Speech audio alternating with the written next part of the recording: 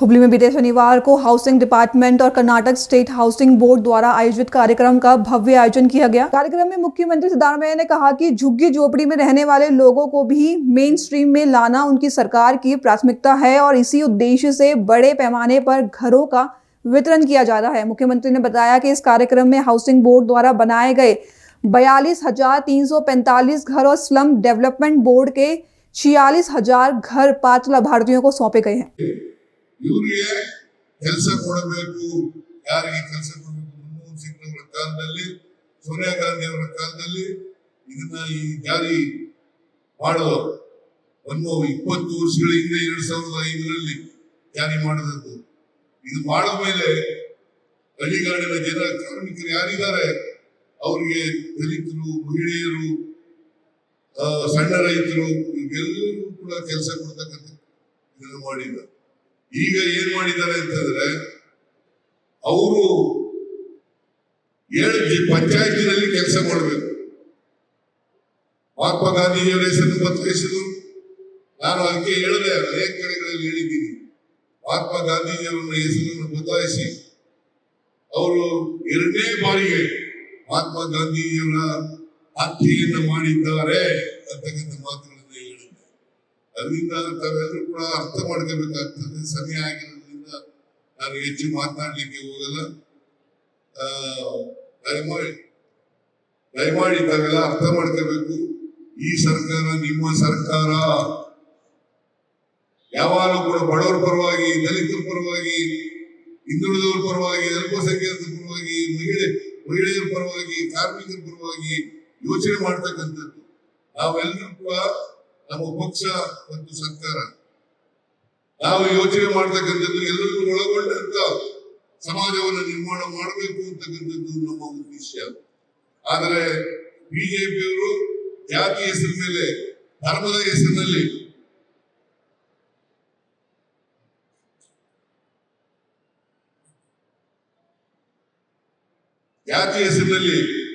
ಧರ್ಮದ ಹೆಸರಿನಲ್ಲಿ ಸಮಾಜವನ್ನು ಹೊಡಿತಕ್ಕಂಥ ಕೆಲಸವನ್ನ ಮಾಡ್ತಾ ಇದ್ದಾರೆ.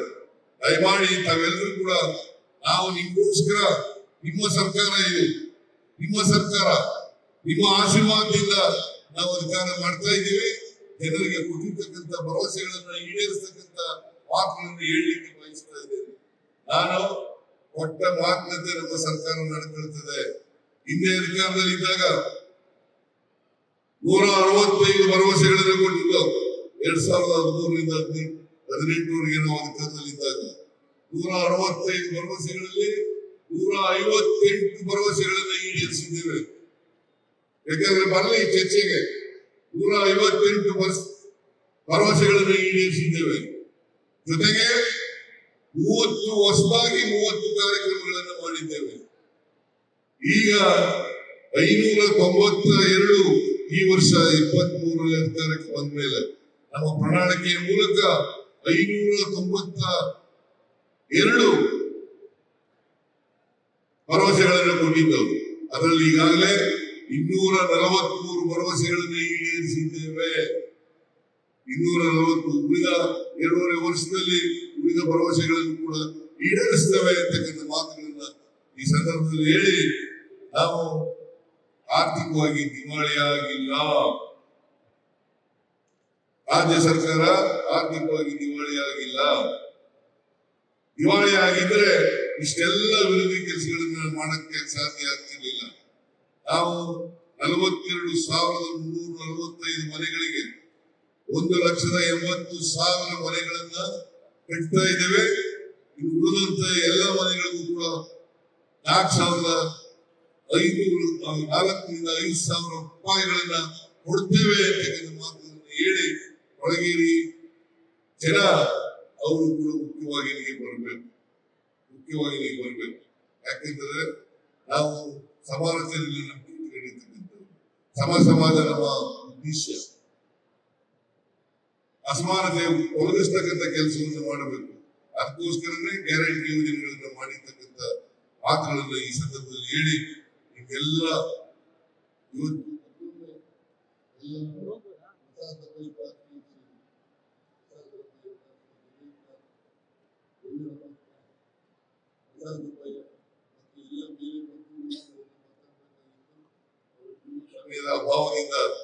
ಎಲ್ಲ ಹನ್ನೊಂದು ಬಂದಿದ್ರಿ, 11 ಗಂಟೆ ಈಗ ಕಾಯ್ಕೊಂಡು ಕೂತಿದ್ದೀರಿ.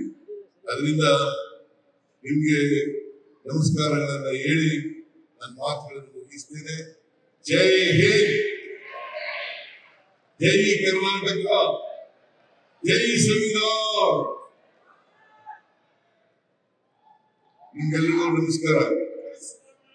कार्यक्रम में जनता को संबोधित करते हुए एआईसीसी अध्यक्ष मल्लिकार्जुन खड़गे ने राज्य सरकार के कामकाज की जमकर सराहना की और केंद्र सरकार पर तीखा हमला बोला। खड़गे ने मुख्यमंत्री सिद्धारमैया और उनकी कैबिनेट को बधाई देते हुए कहा कि इस तरह से जनहित कार्यक्रम केवल कांग्रेस सरकार में संभव है। उन्होंने आरोप लगाया कि केंद्र सरकार मनरेगा जैसी योजनाओं को कमजोर कर रही है और जी राम जी स्कीम को लागू नहीं होने देने की चेतावनी देते हुए कार्यकर्ताओं से संघर्ष के लिए तैयार रहने का आह्वान किया। आ मनरेगा योजने सोनिया गांधीजी ಹಾಗೂ ಮನಮೋಹನ್ ಸಿಂಗ್ ಅವರು ಪ್ರಾರಂಭ ಮಾಡಿದ್ರು. ಈಗ ಆ ಯೋಜನೆಗೆ ಇವರು ಮೊಟ್ಟ ಹಾಕ್ತಾ ಇದ್ದಾರೆ. ನಮ್ಮ ಮನ್ರೇಗಾ ಕಾನೂನು ತೆಗೆದು ಅದು ಯಾವುದೋ ಜಿ ರಾಮ ಏನೋ ಅಂತಾರಮ್ಮ, ಜಿ ರಾಮನೋ ರಾಮ ಅಂತಾರ ಗೊತ್ತಿಲ್ಲ. ಅರೆ ಇದು ಕಾನೂನು ಸಂವಿಧಾನದಲ್ಲಿ ಕಲಂ 41 ಬಾಬಾ ಸಾಹೇಬ್ ಅಂಬೇಡ್ಕರ್ ಅವರು ಬರೆದಂತ ಡೈರೆಕ್ಟಿವ್ ಪ್ರಿನ್ಸಿಪಲ್ಸ್ ನ ಪ್ರಕಾರ ರೈಟ್ ಟು ವರ್ಕ್, ಕೆಲಸ ಮಾಡತಕ್ಕಂತ ಒಂದು ಶಕ್ತಿಯನ್ನ ಹಕ್ಕನ್ನ ನಿಮಗೆ ಕೊಟ್ಟಿತ್ತು. ಆದ್ರೆ ಅದನ್ನ ಕಿತ್ಕೊಳ್ಬೇಕು ಅಂತ ಈಗ ನಡೆದಿದೆ. ಮೊದಲು ನಮಗೆ ನಾವು 90% ಕೇಂದ್ರ ಕೊಡ್ತಿತ್ತು, 10% ರಾಜ್ಯ ಸರ್ಕಾರ ಕೊಡ್ತಿತ್ತು. ಇದು ಬಡವರಿಗೆ ಹೋಗ್ತಿತ್ತು. ಅದೇ ರೀತಿಯಾಗಿ ನಮ್ಮ ಪಂಚಾಯಿತಿಗಳು ಕೆಳಮಟ್ಟದಲ್ಲಿ ಏನ್ ನೀವು ಕಾರ್ಯಕ್ರಮ ರೂಪಿಸ್ತಿದ್ರೋ ಆ ಕಾರ್ಯಕ್ರಮವನ್ನೇ ಮನ್ರೇಗಾದಲ್ಲಿ ಅದನ್ನ ಅನುಷ್ಠಾನಕ್ಕೆ ತರ್ತಕ್ಕಂಥದ್ದಿತ್ತು. ಅದು ಇವತ್ತು ತೆಗೆದುಹಾಕಿದ್ದಾರೆ. 90-10 ತೆಗೆದು 60-40 ಎಲ್ಲಿಂದ ತರಬೇಕು? 40% ರಾಜ್ಯ ಸರ್ಕಾರಗಳು ರಾಜ್ಯ ಸರ್ಕಾರದ ಮೇಲೆ ಭಾರ ಹಾಕಿ ನಾವು 125 ದಿವಸ ಕೆಲಸ ಕೊಡ್ತೇವೆ ಅಂತ ಹೇಳ್ತೀವಿ. ಅರೆ ಈಗ ಇರ್ತಕ್ಕಂಥ ಯೋಜನೆಯಲ್ಲೇ ಕೇವಲ 44-45 ದಿವಸ ಕೊಡ್ತಾ ಇದ್ರಿ ಇಡೀ ದೇಶದಲ್ಲೇ. ಈಗ 125 ಕೊಡ್ತಕ್ಕಂಥದ್ದು ನಿಮ್ಮ ಕೈಯಿಂದ ಆಗ್ತದ? ಸಾಧ್ಯನಾ? 100 ದಿವಸ ನಿಮಗೆ ಪೂರ್ತಿ ಮಾಡೋಕ್ಕಾಗಲಿಲ್ಲ, 45 ದಿವಸ ಕೊಡ್ತೀವಿ. ಸೋನಿಯಾ ಗಾಂಧಿ ಅವರು ಹೇಳಿದ್ರು, ಇವತ್ತಿನ ಕಾಲದಲ್ಲಿ ನಾವು ಬಡವರಿಗೆ ಒಂದು ಕಡೆ ಕಿಮ್ಮತ್ತು ಏರ್ತಾವೆ, ಇನ್ಫ್ಲೇಷನ್ ಇದೆ, ಇನ್ನೊಂದು ಕಡೆ ಬಡವರಿಗೆ ಹೊಟ್ಟೆ ತುಂಬಬೇಕಾದ್ರೆ ಕನಿಷ್ಠ 400 ರೂಪಾಯಿ ಮನ್ರೇಗಾದಲ್ಲಿ ಕೊಡಬೇಕು ಅಂತ ಅವರು ವಾದ ಮಾಡಿದ್ರು ಪಾರ್ಲಿಮೆಂಟ್ನಲ್ಲಿ. ಕನಿಷ್ಠ 150 ದಿವಸ ಮಾಡಬೇಕು ಅಂತ ಅವ್ರು ಹೇಳಿದ್ರು. ಈ ಮಾರಾಯ ಅದರ ಉಲ್ಟಾ ಮಾಡ್ತಾ ಇದ್ದಾನೆ. ಯಾವಾಗ ವರ್ಷಕ್ಕೆ 365 ದಿವಸ ಕೆಲಸ ಎಲ್ಲೂ ಮಾಡಬಹುದು. हुबली से इस वक्त की एक बड़ी खबर सामने आई है, जहां एक सरकारी कार्यक्रम के दौरान लगाया गया बड़ा राजनीतिक कटआउट शनिवार को हादसे का कारण बन गया, जिसमें 3 लोग गंभीर रूप से घायल हो गए हैं। सभी घायलों को तुरंत KMCRI अस्पताल में भर्ती कराया गया है, हालांकि उनकी पहचान अभी भी नहीं हुई है। दरअसल हुबली के मंचुरा रोड पर स्लम बोर्ड के घर वितरण कार्यक्रम के बैकग्राउंड में लगाया गया एक विशाल कटआउट शनिवार सुबह अचानक गिर गया। इस हादसे में कटआउट के नीचे दबने से 3 लोग गंभीर रूप से घायल हो गए हैं। बता दें, कार्यक्रम स्थल और मंचुरा रोड के दोनों ओर मुख्यमंत्री सिद्धारमैया, मंत्री जमीर अहमद खान और अन्य कांग्रेस नेताओं के करीब 30 से 35 फीट ऊंचे कटआउट लगाए गए थे। बताया जा रहा है कि मुख्यमंत्री सिद्धारमैया और मंत्री जमीर अहमद खान का कटआउट गिरने से यह हादसा हुआ। पुलिस मामले की जांच कर रही है और हादसे से जुड़ी अन्य जानकारियां जुटाई जा रही है। हुबली में सियासी हलचल तेज हो गई है, जहां घर बांटने के कार्यक्रम को लेकर बीजेपी ने शनिवार को कांग्रेस सरकार के खिलाफ सड़कों पर उतरकर जोरदार प्रदर्शन किया और आरोप लगाया कि केंद्रीय मंत्री प्रहलाद जोशी को कार्यक्रम में आमंत्रित नहीं किया गया, जबकि पिछली बीजेपी सरकार के दौरान वी सोमन्ना ने भूमि पूजन कर योजना की शुरुआत की थी। दरअसल हुबली धारवाड़ शहर बीजेपी और धारवाड़ जिला ग्रामीण बीजेपी इकाई के पदाधिकारियों ने शनिवार को दुर्गा बयालू सर्कल पर कांग्रेस सरकार के खिलाफ विरोध प्रदर्शन किया। बीजेपी नेताओं ने घर आवंटन में भेदभाव, ट्रायल डीड वितरण कार्यक्रम में शिष्टाचार का पालन न करने और केंद्र सरकार की योजना को राज्य सरकार द्वारा अपना बताने का आरोप लगाया। प्रदर्शन के दौरान मुख्यमंत्री सिद्धारमैया, मंत्री जमीर अहमद खान, संतोष लाड और विधायक प्रसाद अबैया के खिलाफ नारेबाजी की गई। बीजेपी नेताओं ने कहा कि यह पीएम आवास योजना केंद्र सरकार की है, लेकिन कांग्रेस इसे अपना कार्यक्रम बताकर राजनीतिक श्रेय ले रही है।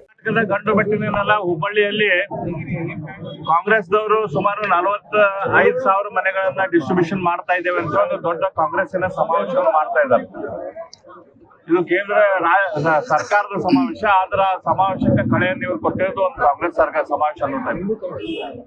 ಅದರಲ್ಲಿ ಏನಪ್ಪಾ ಅಂತಂದ್ರೆ ಪ್ರೈಮ್ ಮಿನಿಸ್ಟರ್ ಆವಾಸ ಯೋಜನೆ ಅಡಿಯಲ್ಲಿ ನಾವು 45,000 ಮನೆಗಳನ್ನ ಕೊಡ್ತಾ ಇದ್ದೇವೆ ಬಡವರಿಗೆ ಅಂತ ಹೇಳ್ತಾ ಇದ್ದಾರೆ. ಆದ್ರೆ ಹೆಸರೇ ಹೇಳುವಂಗ ಪ್ರೈಮ್ ಮಿನಿಸ್ಟರ್ ಆವಾಸ ಯೋಜನಾ, ಪ್ರೈಮ್ ಮಿನಿಸ್ಟರ್ ಕೊಟ್ಟಂತ ದುಡ್ಡಿನಲ್ಲಿ ರಾಜ್ಯ ಸರ್ಕಾರ ತನ್ನ ದುಡ್ಡನ್ನು ಹಾಕಿ ಫಲಾನುಭವಿಗಳಿಂದ ಮತ್ತು ಕಾಂಟ್ರಿಬ್ಯೂಷನ್ ಅನ್ನು ತೆಗೆದುಕೊಂಡು ಮನೆಗಳನ್ನ ಕಂಪ್ಲೀಟ್ ಮಾಡಿ ಇವತ್ತು ಮನೆಗಳನ್ನ ಹಂಚುವಂತ ಕೆಲಸ ಮಾಡ್ತಾ ಇದ್ದಾರೆ. ಹಾಗಾಗಿ ಪ್ರೈಮ್ ಮಿನಿಸ್ಟರ್ ಹೆಸರಿನಲ್ಲಿ ಪ್ರೈಮ್ ಮಿನಿಸ್ಟರ್ ಕೊಟ್ಟಂತ ದುಡ್ಡಿನಲ್ಲಿ ಆದಂತ ಮನೆಗಳನ್ನ ಕಂಪ್ಲೀಟ್ ಮಾಡಿ ಕೊಡುವಂತ ಈ ಸಮಾರಂಭಕ್ಕೆ ಸಹಜವಾಗಿ ಕೇಂದ್ರ ಸರ್ಕಾರದ ಮಂತ್ರಿಗಳನ್ನ ಕೂಡ ಆಹ್ವಾನಿಸಬೇಕಾಗಿತ್ತು, ಅವರು ಕೂಡ ಕರಿಬೇಕಾಗಿತ್ತು, ಅವ್ರನ್ನ ಟೈಮ್ ಕೇಳಿ ಕಾರ್ಯಕ್ರಮ ಇಡಬೇಕಾಗಿತ್ತು. ಆದ್ರ ಈ ಕೆಲಸ ತಾವ ಮಾಡಿದ್ದು ಕಾಂಗ್ರೆಸ್ ಸರ್ಕಾರ ಮಾಡಿದ್ದೇನೋ ಅನ್ನುವಂತ ಭ್ರಮೆಯನ್ನ ಜನರಲ್ಲಿ ಹುಟ್ಟಿಸ್ಬೇಕು ಅನ್ನುವಂತ ಏಕೈಕ ವಿಚಾರದಿಂದ ನಮ್ಮ ಕೇಂದ್ರ ಸರ್ಕಾರದ ಮಂತ್ರಿಗಳಾದ ಶ್ರೀ ಪ್ರಹ್ಲಾದ್ ಜೋಶಿ ಅವರಿಗೆ ಕೊನೆ ಹಂತದೊಳಗೆ ಈ ಕಾರ್ಯಕ್ರಮದ ಬಗ್ಗೆ ದಾರ್ಕಲ್ಲಿಟ್ಟು ಅವರು ಕೇಂದ್ರ ಸರ್ಕಾರದ ಕಾರ್ಯಕ್ಕಾಗಿ ದಾವೋಸಿಗೆ ಹೋಗುವಂತ ಸಂದರ್ಭದಲ್ಲಿ ಅವ್ರಿಗೆ ಬರ್ರಿ ಅಂತೇಳಿ ಇನ್ವಿಟೇಷನ್ ಕೊಡುವಂತ ನಾಟಕ ಕಾಂಗ್ರೆಸ್ ಸರ್ಕಾರ ಮಾಡ್ತು. ಹಾಗಾಗಿ ಕೇಂದ್ರ ಸರ್ಕಾರದ ಈ ಯೋಜನೆಯಲ್ಲಿ ಕೇಂದ್ರ ಸರ್ಕಾರದ ಮಂತ್ರಿಗಳನ್ನ ಕರೆದಿಲ್ಲ ಅನ್ನುವಂತ ಉದ್ದೇಶದಿಂದ ಹಾಗೂ ಭಾರತೀಯ ಜನತಾ ಪಕ್ಷ ಅಧಿಕಾರದಲ್ಲಿದ್ದಾಗ ವಿ ಸೋಮಣ್ಣನವರು ಇಲ್ಲಿ ಹುಬ್ಬಳ್ಳಿಯಲ್ಲಿ ಮನೆಗಳಿಗೆ ಭೂಮಿ ಸ್ಯಾಂಕ್ಷನ್ ಭೂಮಿಯನ್ನ ಸ್ಯಾಂಕ್ಷನ್ ಮಾಡಿದ್ರು. ನಮ್ಮ ಬಿಜೆಪಿ ಸರ್ಕಾರ ಸ್ಯಾಂಕ್ಷನ್ ಮಾಡಿದಂತ ಭೂಮಿಯಲ್ಲಿ ವಿ ಸೋಮಣ್ಣನವರು ಕೊಟ್ಟಂತ ಮನೆಗಳ ಭೂಮಿ ಪೂಜೆ ಆಗಿದೆ. ಆದ್ರೆ ಇವತ್ತು ಯಾವುದನ್ನು ಕೂಡ ಕನ್ಸಿಡರೇಷನ್ ಮಾಡದ ನಾವು ಕೊಟ್ಟಂತ ದುಡ್ಡು, ಭಾರತೀಯ ಜನತಾ ಪಕ್ಷ ಕೊಟ್ಟಂತ ದುಡ್ಡು, ಭಾರತೀಯ ಜನತಾ ಪಕ್ಷ ಕೊಟ್ಟಂತ ಮನೆಗಳನ್ನ ಇವಾಗ ಕಂಪ್ಲೀಟ್ ಮಾಡುವಂತ ಕೆಲಸದಲ್ಲಿ ನಮ್ಮ ಕಾಂಗ್ರೆಸ್ಸಿನ ಸಮಾವೇಶ ಅನ್ನೋ ಟೈಪ್ ಮಾಡ್ತಾ ಇದ್ದಾರೆ. ಅಷ್ಟೇ ಅಲ್ಲ, 1,30,000 ಚಿಲ್ಲರ ಮನೆಗಳನ್ನ ಇವ್ರು ಕಂಪ್ಲೀಟ್ ಮಾಡ್ಬೇಕಾಯ್ತು ಭಾರತೀಯ ಜನತಾ ಪಕ್ಷ. ಆದ್ರೆ ಆ ಮನೆಗಳನ್ನ ಕಟ್ ಮಾಡಿ ದುಡ್ಡಿಲ್ಲ ಅಂತ ಆ ಮನೆಗಳನ್ನ ಕಂಪ್ಲೀಟ್ ಮಾಡಕ್ಕೆ ಕರ್ಟೈಲ್ಮೆಂಟ್ ಅಂತ ಆ ದುಡ್ಡುಗಳನ್ನ ಕಟ್ ಮಾಡಿ ಅದು 1,00,000 ಚಿಲ್ಲರ ಮನೆಗಳ ದುಡ್ಡನ್ನ ಅರ್ಧ ದುಡ್ಡನ್ನ ಈ ಕಡೆ 45,000 ಮನೆಗಳಿಗೆ ದುಡ್ಡನ್ನು ಕೊಟ್ಟು ಮನೆಗಳನ್ನ ಕಂಪ್ಲೀಟ್ ಮಾಡುವಂತ ಕೆಲಸ ಮಾಡಿದ್ದಾರೆ. ಇವರಿಗೆ ನಿಜವಾಗಿ ಬಡವರ ಮೇಲೆ ಪ್ರೀತಿ ಇದ್ರಂದ್ರೆ ಭಾರತೀಯ ಜನತಾ ಪಕ್ಷ ಏನ್ ಶುರು ಮಾಡಿತ್ತು ಆ ಎಲ್ಲ ಮನೆಗಳನ್ನ ಕಂಪ್ಲೀಟ್ ಮಾಡಬೇಕಿತ್ತು. ಮಳೆ ಅಥವಾ ಪ್ರಕೃತಿ ವಿಕೋಪಕ್ಕೆ ಗುರಿಯಾದಂತ ಬಿದ್ದಂತ ಮನೆಗಳಿಗೆ 5 ಲಕ್ಷ ರೂಪಾಯಿ ಕೊಡ್ಬೇಕಾಗಿತ್ತು. ಹೊಸ ಮನೆಗಳನ್ನ ಸುಮಾರು 2.5 ಲಕ್ಷ ಮನೆಗಳನ್ನ ಕನಿಷ್ಠ ಕಟ್ಟಿಸ್ಕೊಡ್ಬೇಕಾಗಿತ್ತು. ಅದನ್ನ ಬಿಟ್ಟು ಭಾರತೀಯ ಜನತಾ ಪಕ್ಷ ಭೂಮಿ ಪೂಜೆ ಮಾಡಿದಂತ ಮನೆಗಳನ್ನ ಕಂಪ್ಲೀಟ್ ಅವ್ರು ಪೂರ್ತಿ ಕಂಪ್ಲೀಟ್ ಮಾಡಿದ ಪಕ್ಷದ ಸಮಾವೇಶ ಏನು ಮಾಡ್ತಿದ್ದಾರೆ, ಶಿಷ್ಟಾಚಾರವನ್ನು ಏನು ಉಲ್ಲಂಘಿಸಿದ್ದಾರೆ ಪ್ರಹ್ಲಾದ್ ಜೋಶಿ ಅವರು ಸರಿಯಿಲ್ಲ ಅಂತ. ಅದಕ್ಕಾಗಿ ನಾವು ಇವತ್ತು ಭಾರತೀಯ ಜನತಾ ಪಕ್ಷದ ಎಲ್ಲಾ ಕಾರ್ಯಕರ್ತರು, ನಮ್ಮ ಶಾಸಕರಾದ ಶ್ರೀ ಮಹೇಶ್ ಅಯ್ಯಂಕಾರ್ ಅವರು, ಎಂ.ಆರ್. ಪಾಟೀಲ್ರು, ಶ್ರೀ ಪ್ರದೀಪ್ ಶೆಟ್ಟರ್ ಅವರು ಹಾಗೂ ಎಲ್ಲ ನಮ್ಮ ಪಕ್ಷದ ಜಿಲ್ಲಾಧ್ಯಕ್ಷರು, ತಾಲೂಕಾಧ್ಯಕ್ಷರು, ಮಂಡಲ ಪದಾಧಿಕಾರಿಗಳು ಎಲ್ಲರೂ ಕೂಡಿ ಒಂದು ದೊಡ್ಡ ಪ್ರಮಾಣದ ಹೋರಾಟ ಮಾಡ್ತೀವಿ.